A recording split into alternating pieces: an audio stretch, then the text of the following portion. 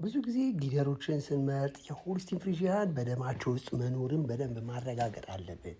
አንዳንድ ጊዜ ምን ይፈጠራል? የምንገዛቸው ጊደሮች የደም መጠናቸው ዝቅተኛ ስለሚሆን በእርባታ ስራ ላይ ውጤታማ ላንሆን እንችላለን። ስለዚህ እንደነዚህ አይነት ጊደሮችን በምንመርጥበት ወቅት ቶሎ ብለን ማየት አለብን የደም መጠናቸው፣ የአጥንት አቀማመጣቸው፣ ቀደም ሲል የነበራቸው ታሪክ ምን መሆን አለበት፣ ምን ዘር ተሰጣቸው፣ ምን አይነት ክትባት ከዚህ በፊት ወሰዱ፣ በተለይ ዘርን የማዳገም ነገር እናይባቸዋለን። በስንተኛ ጊዜያቸው ዘር ያዙ፣ ዘርንስ በደንብ ይሸከማሉ። በተለይ የአጥንት መሳሳት ችግር አለባቸው። የአጥንት መሳሳት ችግር ሲኖርባቸው በምን መልኩ ይህን ችግር እንቀርፋለን የሚሉና ሌሎችንም ነገሮች ከእናንተ ጋር ለማውራት ዛሬ እንግዲህ እዚህ ተገኝተናል። ብዙ ጊዜ የምናያቸው ላሞች ምን ይፈጠራሉ? አንዳንድ ጊዜ ብዙ ሰዎች እንዲኑ ብለው ታሪክ ይነግሩናል ስለ ላሞች። ግን እኛ በደንብ ማየት አለብን። ይቺ ዘር ምንድናት? ከየት መጣች? በስንት ወሯ ዘር ያዘች? እንዴት ነው የምንገዛት? እርግዝናዋ ምንድን ነው? የተሰጣት ዘር ምንድን ነው?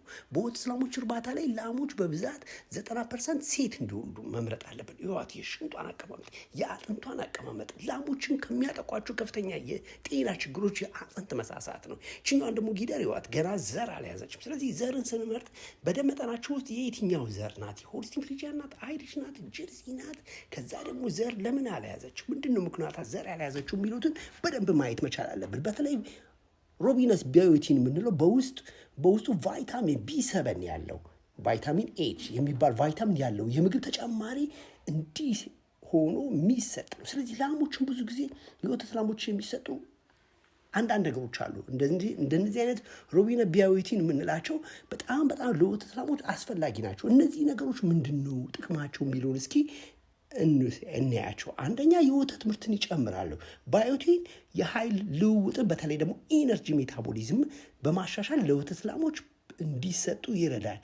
ይህ ደግሞ ምንን ይጠብቃል? በላሞች ላይ በተለይ የጥፍር ችግርን ያሻሽላል። አንዳንድ ላሞች ጥፍራቸው በብዛት ሲቆረጡ ምን ይሆናሉ? ያማቸዋል፣ ያነክሳሉ። እነዚህን አሁን አንድ በአንድ እያወጣን የምናየው እርምጃቸውን እናያለን፣ ጥፍራቸውን እናያለን። በተለይ እዚህ ደረታቸው አካባቢ ላይ በተለይ ከደጋ አካባቢ የሚወጡ ፋሺዮሎሲስ እንዲህ የደጋ የጉበት ትል የምንለው በሽታ አለ። ያ ነገር አለ ወይ? እንዲሁም ደግሞ ኤዴማ ነገር አለ ወይ? ደረታቸው ላይ እርግዝናቸው መዥገር አለባቸው።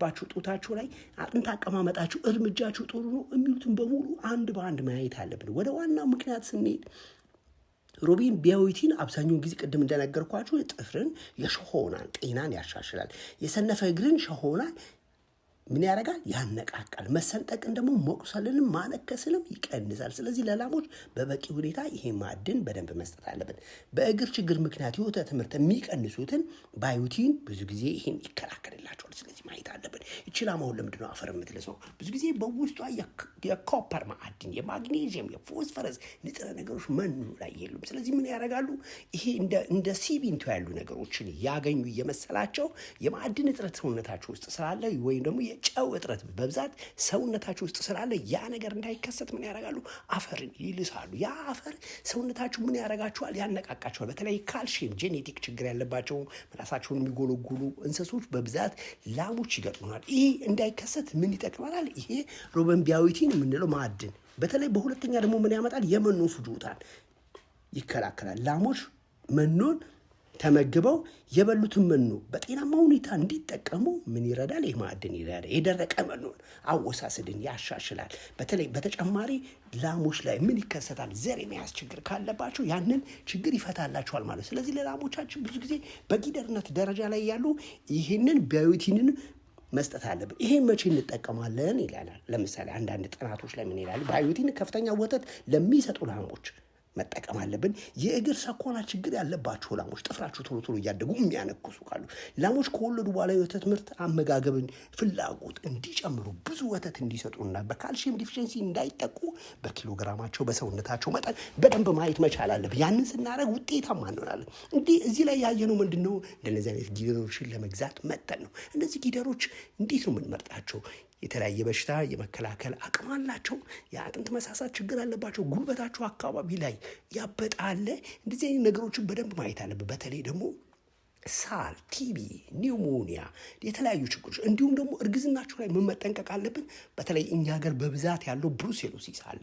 ብሩሴሎሲስ ላይ ብዙ ቪዲዮዎች ላይ ሰርቻለሁ። ብሩሴሎሲስ በጣም አደገኛ ኮንታጀስ፣ በጣም አንድን እርባታ በጣም በከፍተኛ ሁኔታ ከሚጎዱ አንዱ። በተለይ ብዙ ጊዜ ችግራችን ምንድነው? ላሞች ወተት አልጨመሩም፣ ዝርያቸው ደካማ ነው እንላለን። ግን ብዙ ጊዜ ማየት ያለብን የወተት ላሞች በቂ ውሃ ይፈልጋሉ።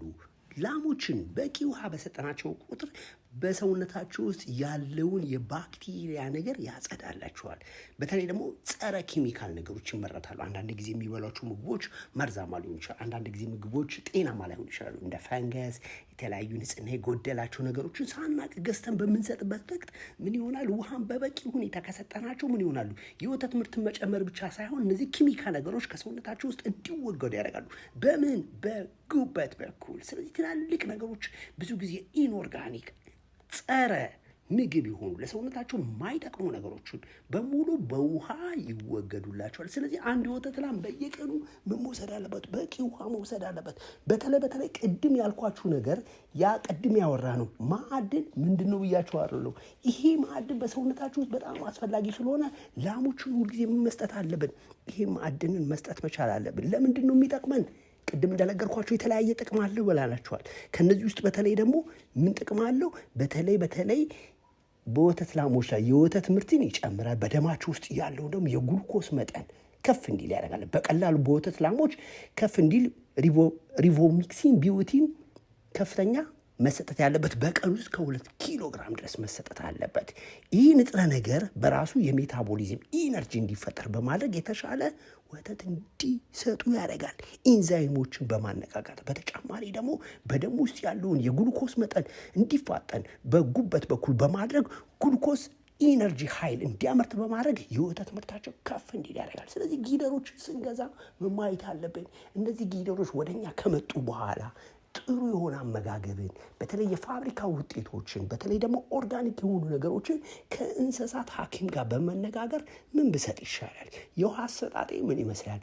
የምግብ አሰጣጤ ምን ይመስላል? ወተት መጠኗ ከፍ እንዲል ወተት መጠኗ ከፍ ደግሞ ሲል የተለያዩ በሽታዎች መጥተው እንዳያጠቋት የኢነርጂ በተለይ ፕሮቲን፣ ቫይታሚን፣ ካርቦሃይድሬት ያላቸው ምግቦች በመጠኑ መስጠት መቻል አለብን። ብዙ ሰዎች ጊደሮችን እንገዛላቸዋለን። ጊደሮችን ከገዛም በኋላ ጥጃዎቻቸው ይሞቱብናል ይላሉ። ለምንድን ነው ጥጃዎቻቸው የሚሞቱት?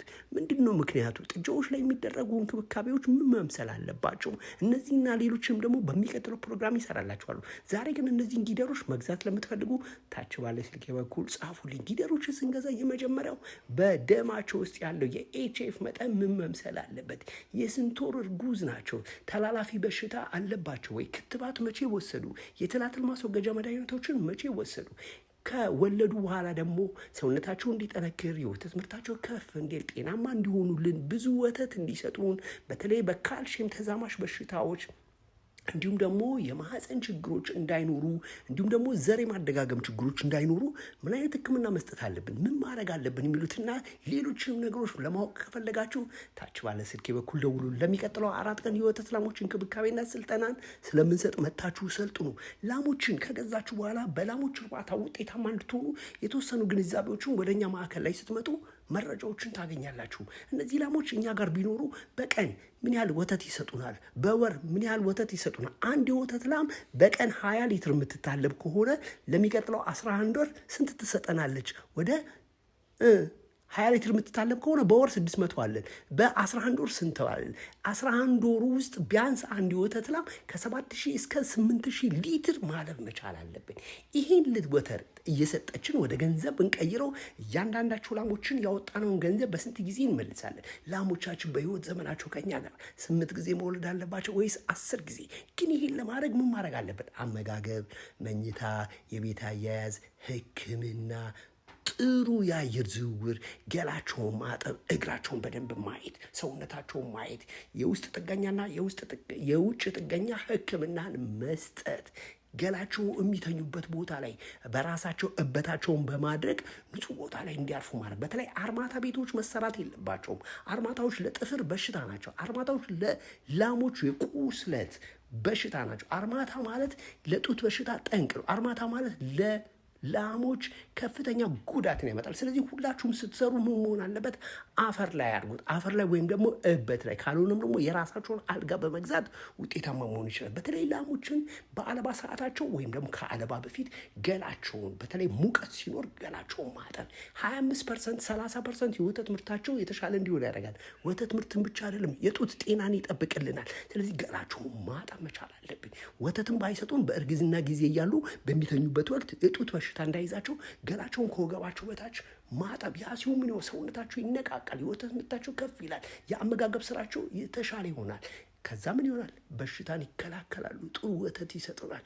ይህና ሌሎችን መረጃዎች ማወቅ ፈለጋችሁ ታች ባለ ስልኬ በኩል ደውሉልኝ። ኃይሉ የእንስሳት ሐኪም ለሚቀጥለው 4 ቀን ወደኛ ማዕከል ብትመጡ ስለ ወተት ላሞች እንክብካቤና ክትትል ስልጠና እንሰጣለን። የራሱ ማንዋል አለው። አመሰግናለሁ።